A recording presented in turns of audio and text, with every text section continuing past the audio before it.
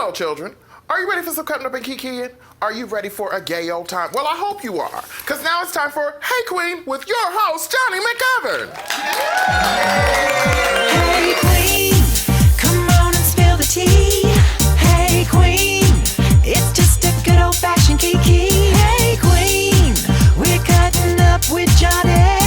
Hey, hey, hey, hey, hey, hey Qween. Hello, my awesome ass bandits, and welcome to another knick-knack paddywhack episode of Hey Qween, with me, your host, Jonny McGovern. Ooh, we got all the tea on today's show, hunties. We have a pioneer in the house, a DJ, a club promoter, a music producer, a fashion designer. Basically, we have a legendary entrepreneur up in here, darling. He is responsible for launching the careers of Scissor Sisters, Fisher Spooner, Peaches, and me. He's collaborated and written with Afrojack, Steve Aoki, the Grand Dame herself, Miss RuPaul. We have the multi-talented, super legendary DJ Larry T here today. Yay! But before he comes spinning out there, there's a queen that needs to be brought to your attention. She ain't no stranger to a DJ booth, and she ain't no stranger to a dining booth. She's just as comfortable around a club promoter as she is with a club sandwich. And she's the first thing I put on in the morning and the last thing I take off at night. It's Miss Lady Red Couture! Yeah. Oh, you are very comfortable with a club sandwich. I mean, you know, minus all of the other stuff except the meat, the cheese, and the... Right, I forgot. You are not comfortable with a club sandwich because a club sandwich has lettuce, tomato, and who knows what other kind of vegetables might be on that to ruin your life. Now, it is not Pride Month, Lady Red, but it's Pride Month somewhere. Well, because you are celebrating Pride of Diva Love. Let's show them the nails. Them all up. They're so beautiful. Just look at These that. These are from, I wear nails on Instagram. Can we get a close-up shot of those nails, please? Because look how beautiful they shine. Not too close, not too close. I done knocked out so many. Yeah. Ooh. Oh. You're like a rainbow. It's fun. It also reminds me, you know, that's why I like nails, because it reminds you to be a lady. You know what I mean? When you look at your hands, oh, I'm a lady. Or if you drop something, oh, could you get that for me? I'm a lady. That's good. That's a good trick. Yeah. I need to start wearing nails so I can be lazy. Oh, I'd love to, but I just got my SWV Coco set. I can't. Oh, I would love to help you, but I can't. I got my nails. That is good. Now, what fan are you rocking today, sweetie? You know, I like to at least like blend. Not match, but blend. Okay. So Slay is cute because it has the red and the white, and I have the red and the white, and then you have a little bit of everything all into it. So yes, you know, it's not. Well, it is an appropriate fan for our guest today. Larry T has been slaying it for years. Oh my God. He's reinvented himself so many times and always comes out on top. So I'm very excited to get him in the mix. I mean, Larry T was the person who broke my first record, Soccer Practice. Cool. And he was the one who started playing it all over New York. Yes. And really, that whole thing was thanks to Larry T breaking that record. That's so awesome. So I'm ready to reunite with Larry T, and we'll be back with him right after this very gay break. Yay!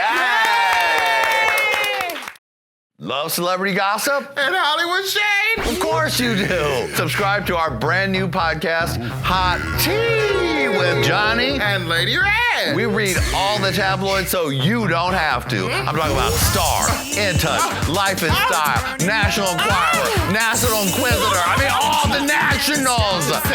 Subscribe to Hot Tea with Jonny and Lady Red now.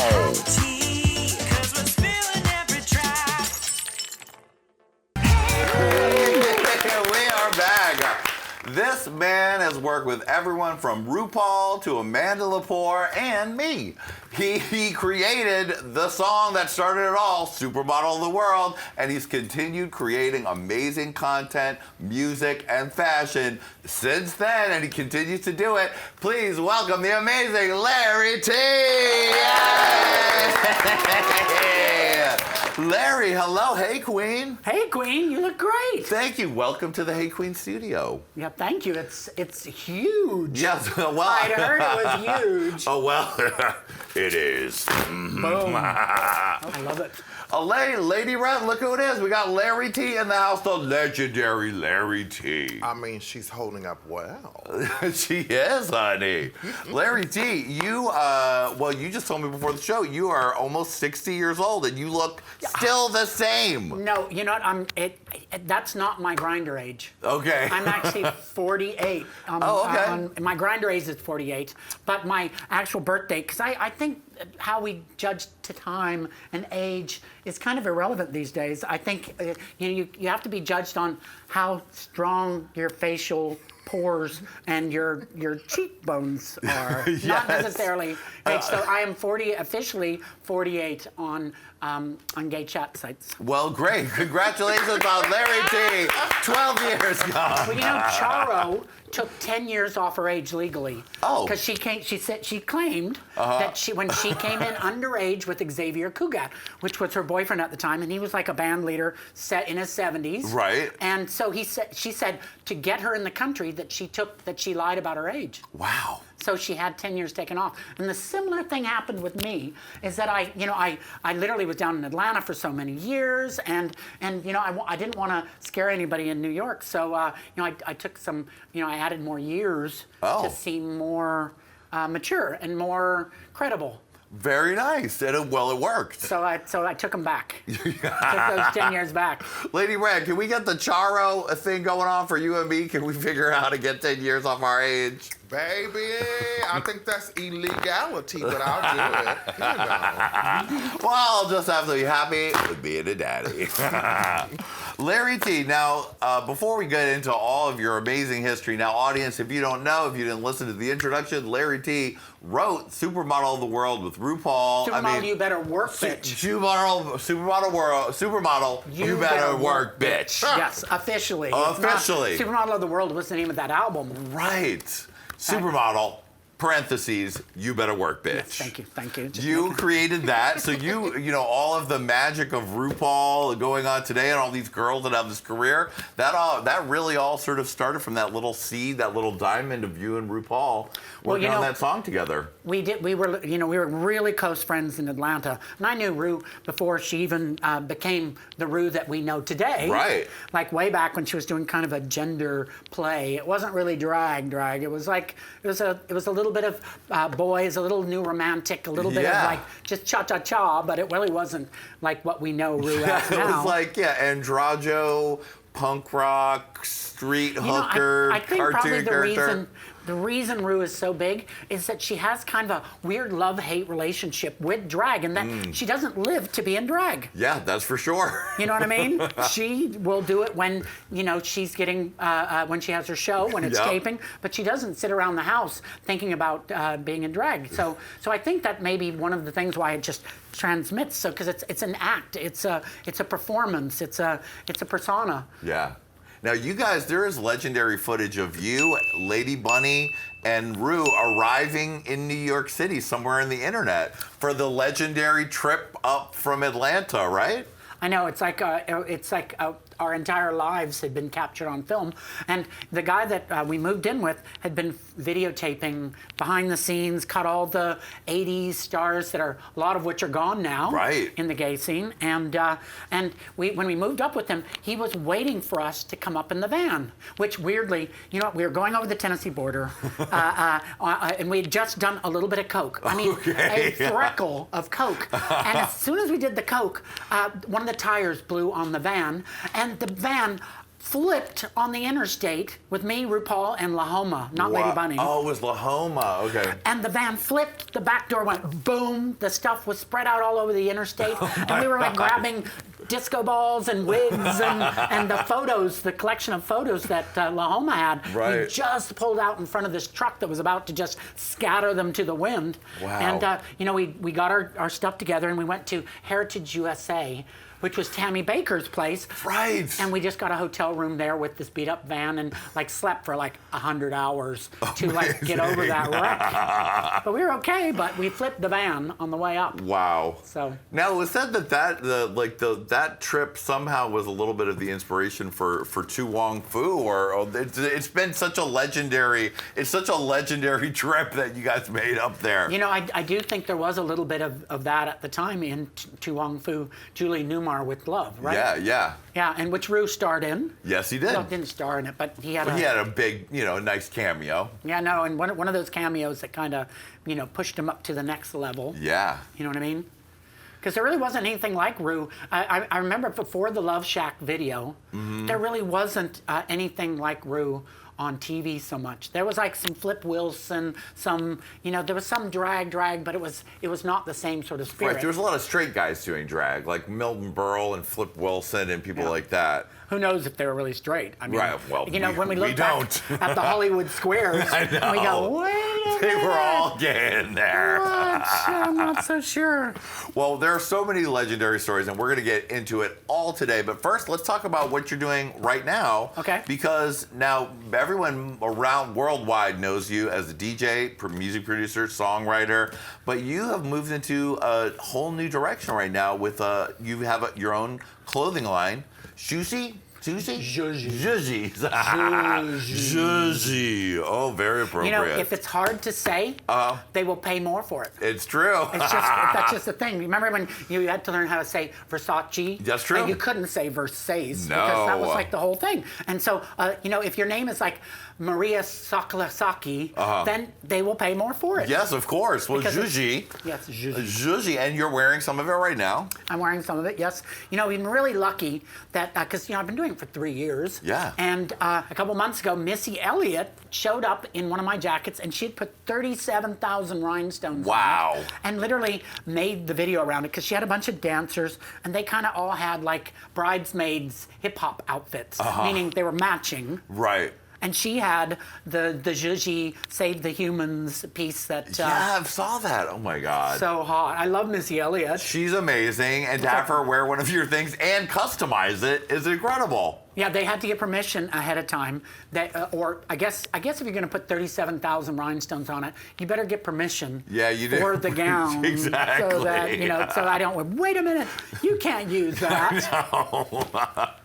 Now, how did you go from you traveling the world doing music, performing everywhere, DJing at clubs, throwing parties, and you've always been a very dapperly dressed, and you've always had a great sense of style. That's true. How did you get into actually creating the clothes and having your own line?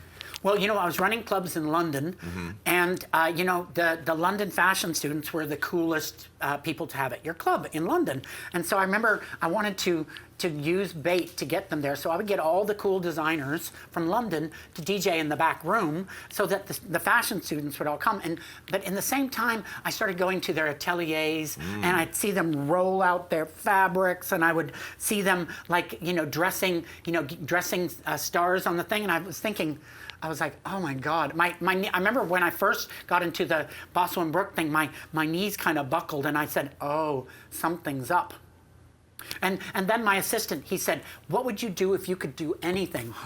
Johnny, what would you do if you could do anything? Oh, I'm doing it right now. You are, right? Yeah, you are. And some things on the side. Well, of course.